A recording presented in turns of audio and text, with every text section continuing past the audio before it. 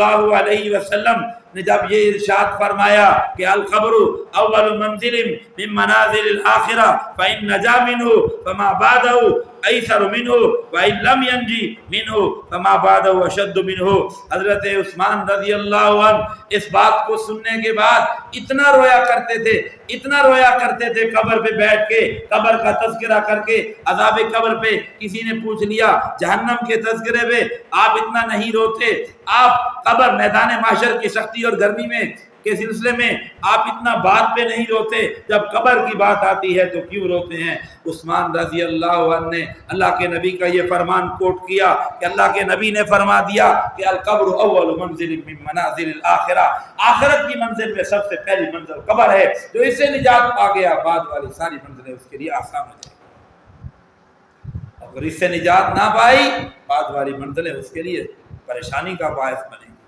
इसलिए अज़ाब कब्र के सिलसिले में उस्मान रज़ी अल्लाह ताला का ये मौक़िफ़, आज उम्मत में से बाद लोग ऐसे भी पैदा हो गए जो ये समझते हैं कि अज़ाब कब्र है ही नहीं, अज़ाब कब्र नहीं है, वो समझते हैं।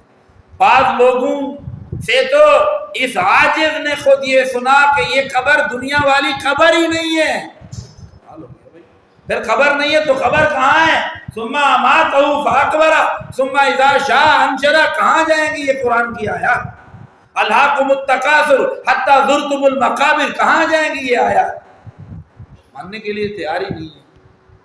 जो आदमी उठता है दीन के बारे में ऐसी ऐसी बातें करता है ना, वो आज तक उम्मत में से किसी ने की, और नौजवान नस्ल है और लोग हैं वो ये समझते हैं कि नई बात कर रहा है, नई बात कर रहा है। वो हकीकत में उसका वजूद है या नहीं है, लेकिन नई बात होने की वजह से उसे कबूलियत मिल रही है और हर बंदा खड़ा होके इस्लाम के बारे में फलसफे जड़ रहा है। तो याद रखिए, अल्लाह के नबी ने फरमाया ये कब्र, इसको मट्टी का ढेर ना समझो, ये जन्नत के बागों में से एक बाग है, जहन्नम की गढ़ों में से एक गढ़ है।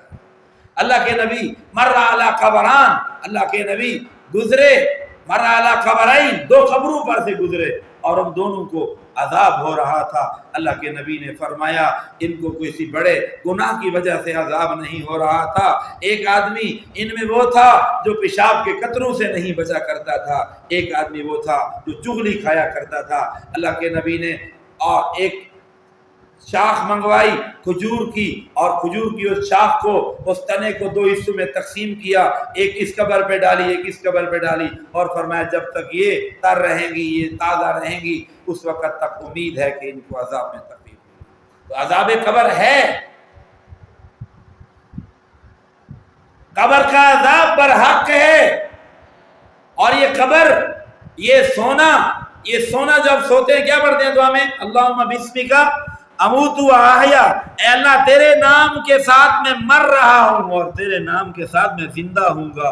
और जब सोकर उठते हैं तो क्या पढ़ते हैं? अल्हम्दुलिल्लाहिल्लज़ी अहयाना, तमाम तारीफें उस अल्लाह के लिए हैं जिसने हमें जिंदा किया, बादमा अमातना, मौत देने के बाद, व इलैहिन नुशूर, उस अल्लाह की तरफ हमने लौट कर जाना है। अब सवाल पैदा होता है कि बंदा तो सो जाता है, अब सोया हुआ बंदा वो उसके लिए दुआ है कि अल्लाह मैं मर रहा हूँ, ये क्या वजह है? उसका जवाब ये है कि जो आदमी सोता है, अल्लाह ताला फरमाते हैं कुरान हकीम में कि सोने वालों की अरवाह को ऊपर रोक लिया, ऊपर चली जाती है, फयुमसिकुल्लती कज़ा अलैहा, जिन पर मौत का फैसला होता है, उन अरवाह को ऊपर रोक लिया जाता है, फयुरसिलुल उखरा, बाकियों को इंसान के जिस्म में छोड़ दिया जाता है। अब एक आदमी सोया हुआ है लेकिन वो अच्छा ख्वाब देख रहा है, पुरसुकून है।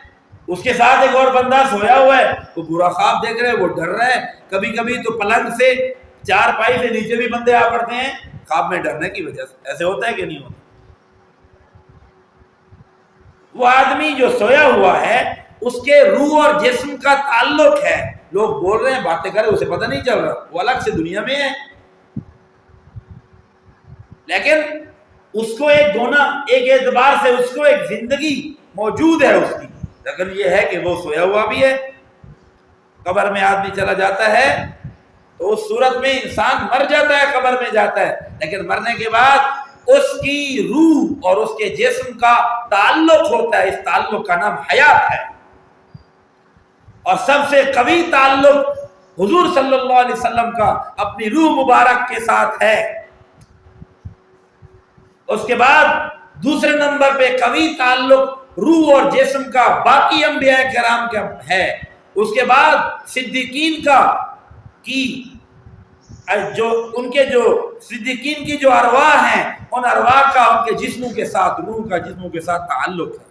اور اس کے بعد درجہ شہداء کا ہے، اور شہیدوں کا بھی جسم کے ساتھ تعلق ہے۔